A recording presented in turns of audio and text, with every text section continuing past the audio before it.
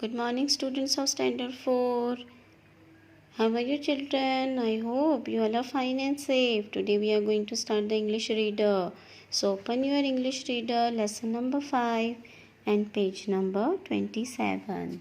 So students, name of the lesson is Birds in My Garden. Birds जो मेरे garden में रहते हैं.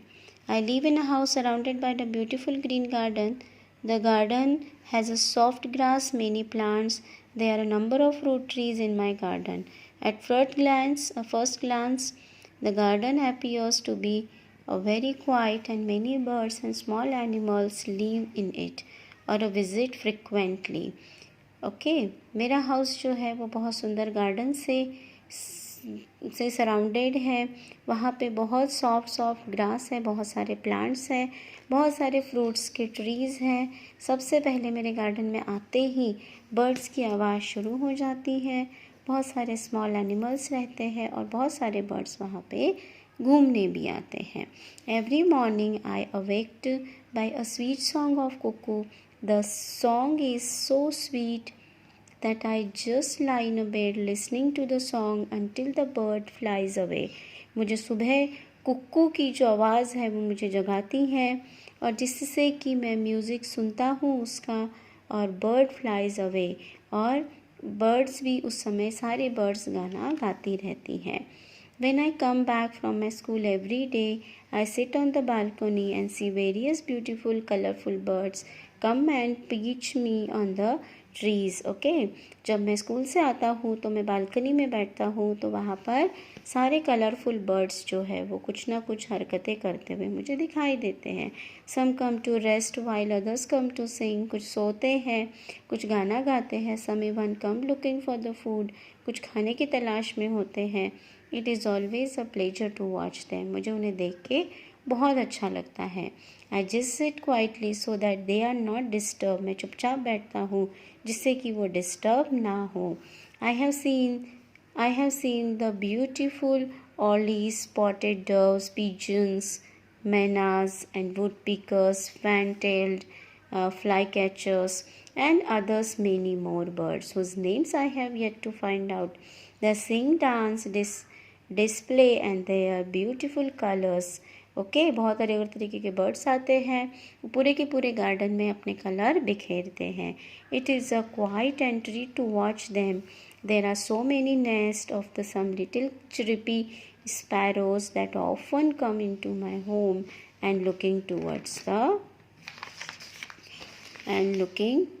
for some food. I give them a bread crumbs. मैं उसे bread के टुकड़े देता हूँ. In this garden I saw a hummingbird for the first time. What a beautiful and tiny bird it is. एक बार मैंने यहाँ हमिंग बर्ड देखा था जो बहुत सुंदर था. One morning I see the plump partridge sunning itself on the soft grass. This is normally a shy bird, must have affected by the building constructions going on in the area.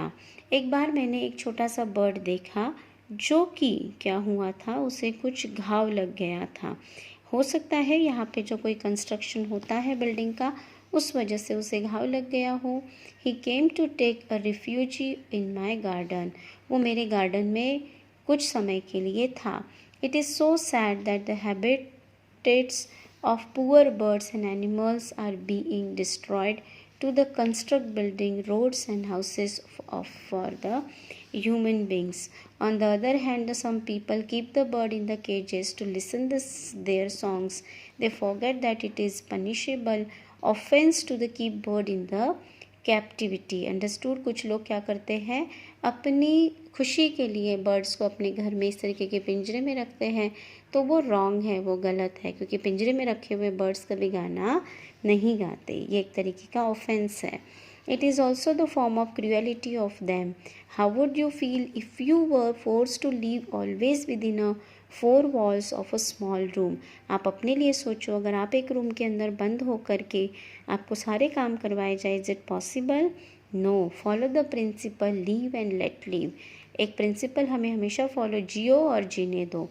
It is the far better to them live in sing freely. It is wonderful to see the fly framely birds on the trees. It is not good to sight to see the caged birds unable to move. हमें अच्छा लगता है क्या garden में घूमते हुए bird अच्छे लगते हैं या केज के अंदर के बर्ड, हमें पिंजरे में बर्ड अच्छे लगते हैं? ऑफ कोर्स गार्डन में घूमते हुए दे फील वेरी हैप्पी.